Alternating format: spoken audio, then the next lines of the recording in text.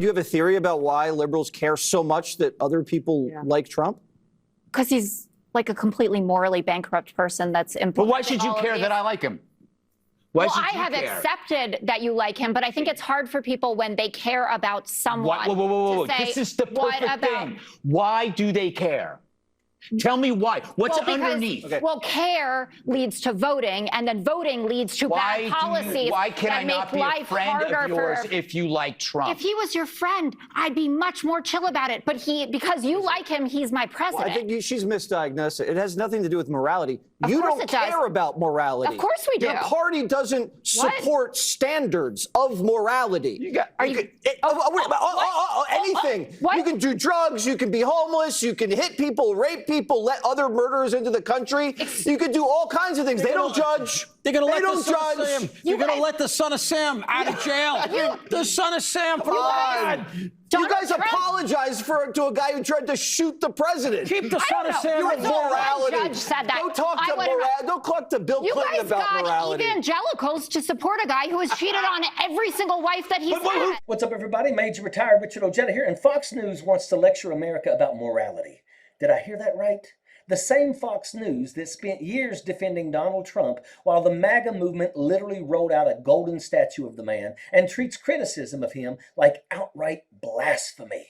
At some point, we have got to stop pretending this is about faith, family values, fiscal conservatism, or moral leadership. Because when your political movement takes one deeply flawed, morally bankrupt human being and elevates him to something approaching a religious icon, maybe the biblical comparison is not unfair at all. Maybe Donald Trump really is the modern political golden calf. Now, if you've watched Fox for more than about 15 minutes, you've already know the drill. Jessica Tarlov walks into that set as the designated opposition voice, says something rooted in reality, and within seconds the entire conversation gets buried under outrage, deflection, and absolute nonsense. That's not a bug, it's the format. And that's exactly what happened when Tarlov made a very simple observation about Donald Trump being morally bankrupt. Instead of defending Trump's actual behavior, Jesse Waters immediately did what Fox always does. He turned the conversation into a bizarre lecture about how Democrats are the ones without morals. And this is Jesse Waters in a nutshell, isn't it? The moment a strong woman makes a clean, factual argument about Donald Trump's moral bankruptcy, he doesn't defend Trump's behavior. Because he can't. He immediately pivots into this weird avalanche of nonsense about Democrats loving crime, homelessness, and apparently freeing the son of Sam.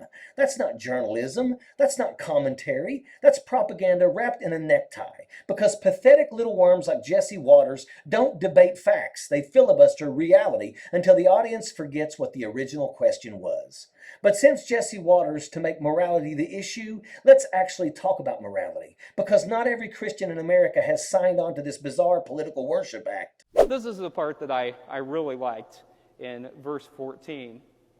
It said, "Where there is no guidance, a nation falls, but in an abundance of counselors there is safety." When there is no guidance, a nation falls. And there is guidance in our society, but it is not moral guidance.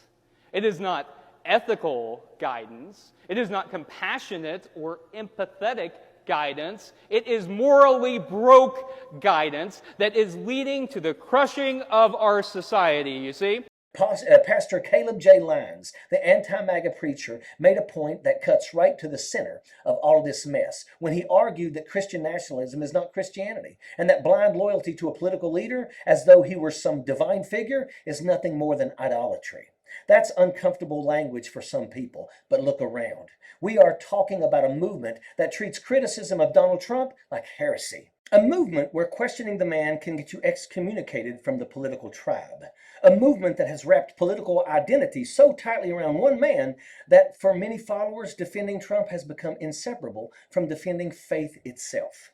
That is not normal politics. That is political worship. And what makes all of this even more absurd is that the Republican movement spent decades branding itself as the moral authority in American politics. Donald Trump was always a seedy guy. And like, you know, there's he's cheating on his pregnant wife with porn stars, and he's on record. Well, there's already a tape of him out there. Allegedly, reportedly. Yeah, sure. Fine. Sorry, you're the lawyer. You have to say, you're the reporter and the lawyer. I'm a comedian. I get to just talk. But at the same time, there's a videotape of him talking about how Jeffrey Epstein loves the women and he loves them really young. Remember the family values era? Remember the moral majority? Remember the endless lectures about character, personal responsibility, fidelity, decency, and how leadership begins with moral example? Remember the sanctimony of the Clinton years when conservatives acted like personal misconduct was the collapse of civilization itself? Character mattered then, morality mattered then, integrity mattered then, until it became inconvenient. And that's really the point, isn't it?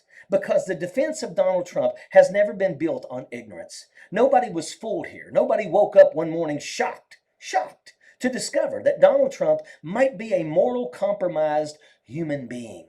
This wasn't hidden. This wasn't buried. This wasn't some late-breaking revelation 10 years into the political experiment. Donald Trump told us exactly who he was for decades. The tabloid affairs, the public cheating, the echo, the ego, the bragging, the Access Hollywood tape. The entire brand was built around excess, vanity, and getting away with behavior that the same so-called moral guardians would have absolutely lost their minds over if it named attached to a D instead of an R. Even Dave Smith, hardly some liberal cable news regular, put it bluntly when he described Trump as a seedy guy. And that's exactly right. Trump didn't suddenly become the person. He was always this person. That's what it makes the whole performance so ridiculous. The evangelical right didn't get tricked. Fox News didn't get tricked. Republican leadership didn't get tricked. This was not some unfortunate case of mistaken identity where decent people accidentally hitched themselves to the wrong guy. No. This was a conscious political transaction, a bargain, power in exchange for principles, judicial appointments in exchange for moral credibility, political dominance in exchange for pretending character doesn't really matter anymore. And isn't it funny how morality always seems laser focused on sex scandals and personal failings when it's politically useful, but gets awfully quiet when we're talking about greed, billionaire worship, exploitation, and policies that crush working people when protecting the powerful. Suddenly, moral outrage gets very selective. Suddenly, the people who once claimed to be guardians of virtue become astonishingly flexible. By the way, the testimony of Stormy Daniels that was salacious, that was the point of it. Listen, there is no person on planet Earth that believes Donald Trump has been celibate all his life. That is not news. And if you need proof that they are not even pretending anymore, Ted Cruz said the quiet part out loud. His response to Stormy Daniels' discussion was essentially, of course nobody thinks Donald Trump has been celibate. Think about that for a second. That's not a denial. That's not even a defense. That's just a shrug. Yeah, obviously, who cares? That's right there is the confession. That is what moral collapse sounds like. And coming from Ted Cruz of all people, a man Trump publicly humiliated, insulted his wife, smeared his family, and treated like absolute garbage, is somehow becomes even more pathetic. Because the message is clear. None of it matters. Not the conduct, not the hypocrisy, not the personal degradation, none of it. As long as the political machine keeps moving. So spare us the morality lectures from Fox News. Spare us the sanctimony. Spare us the family values branding. Because if morality only matters when you are attacking your political opponents, but magically disappears the second your own side gets power, then it was never morality. It was marketing. And that is an absolute fact. Sappers clear the way, airborne all the way.